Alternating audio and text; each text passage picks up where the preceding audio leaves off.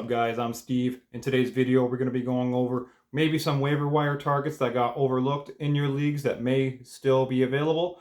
And yeah, let's get right into it. First, we're going to be looking at the Chicago Bears, specifically their rushing attack.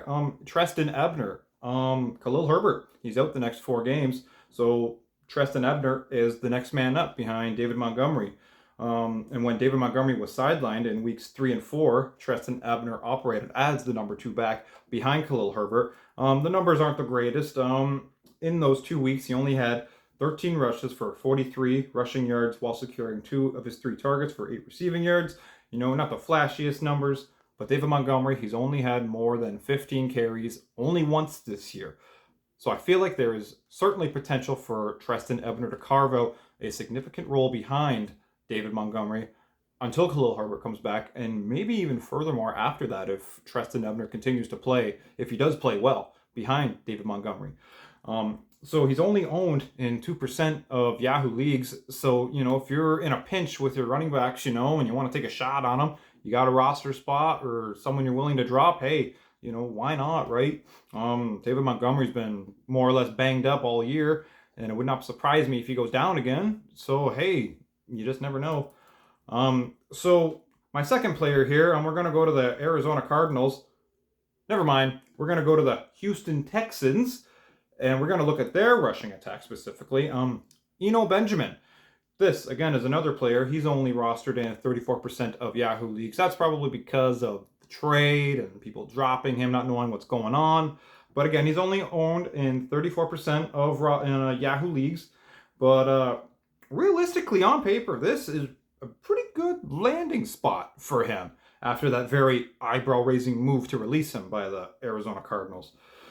So Rex Burkhead has obviously played very poor, to say the least, and Lovie Smith has just stuck with them. You know, we don't know why, but on the year, Rex Burkhead, he has 24 rushes for 83 rushing yards, 3.5 yards a carry, no TDs, also securing 27 catches on his 35 targets for 159 receiving yards, 1 receiving TD, operating as the number 2 back.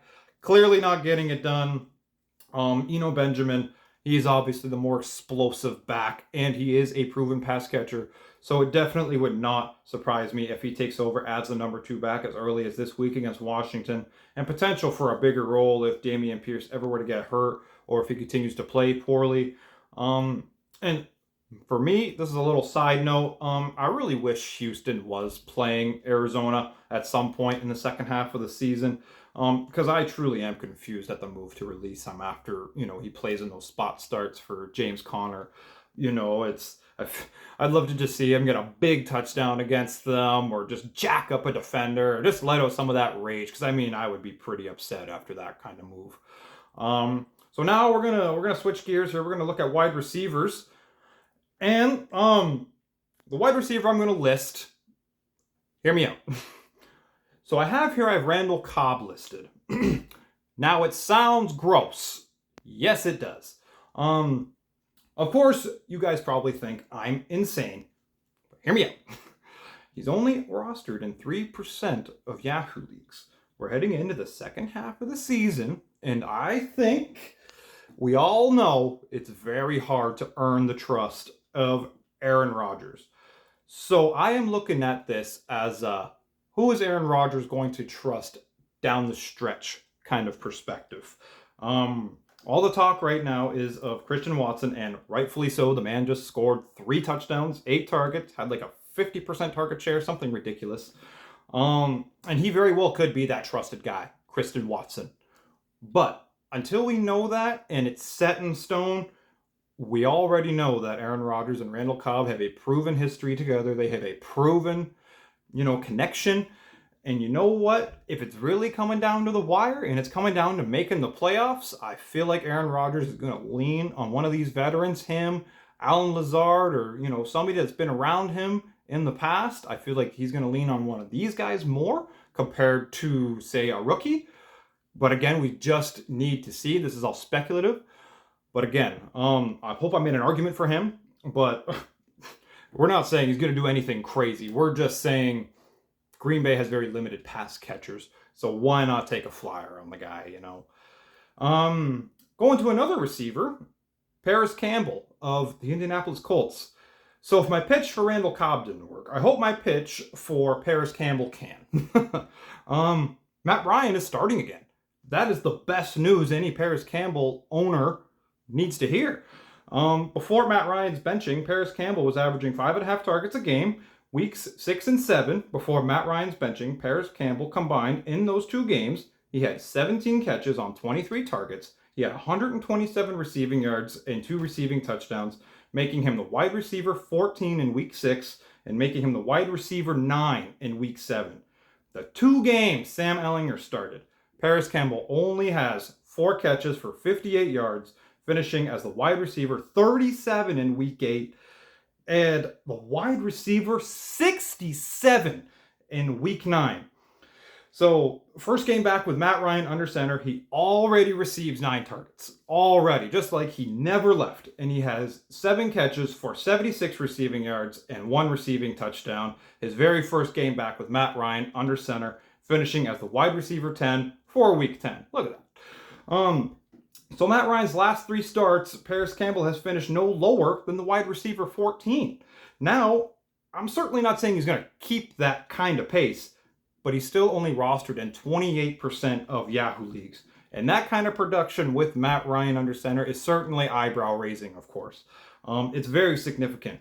So, of course, every skill position player on the Colts now gets a pretty decent boost with Matt Ryan now under center, but I feel like Paris Campbell benefits the most in this situation. So if he's out there, go grab him, man. Why not? So now we're just going to go over a couple tight ends.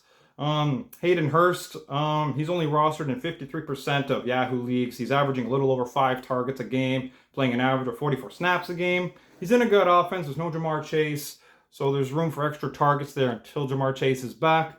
If you're in a pinch with the tight end situation, I feel like he's a pretty decent flyer, at least for 1 week and maybe going ahead, going forward. We're going to go to the Las Vegas Raiders here. Foster Moreau, still only rostered in 30% of Yahoo leagues. No Darren Waller, no Hunter Renfrow for at least the next 3 weeks. Foster Moreau, he has an every down role with those injuries, as I mentioned. He scored a TD last week. He's playing 67. He played 67 snaps. He's averaging 52 snaps on the year. He ran 37 routes, running a route on 95% of Derek Carr's dropbacks. And again, like if you need a tight end and you're in a pinch, I think he's a pretty solid pickup. You could definitely do a lot worse than Foster Moreau.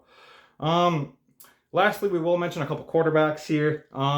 Taylor Heineke, not a pretty name. Carson Wentz ain't due back anytime soon. Not that he's playing good anyway. But there's definitely streaming potential there over the next 2 games. He plays the Houston Texans this week, and then they play the Atlanta Falcons the following week. So that's a little bit of a tougher matchup, but it's definitely one that he can exploit and maybe get you some points if your quarterback's on a bye. And they did just roll up into Philly and hand them their first loss. So I bet you the energy is sky high in Washington right now. But I think that's all I got for this time. How'd I do? If I messed up anything there, guys, just please let me know. I want to hear feedback. And yeah, I really appreciate you guys watching. And I hope this helps. And I hope it just helps. Thank you.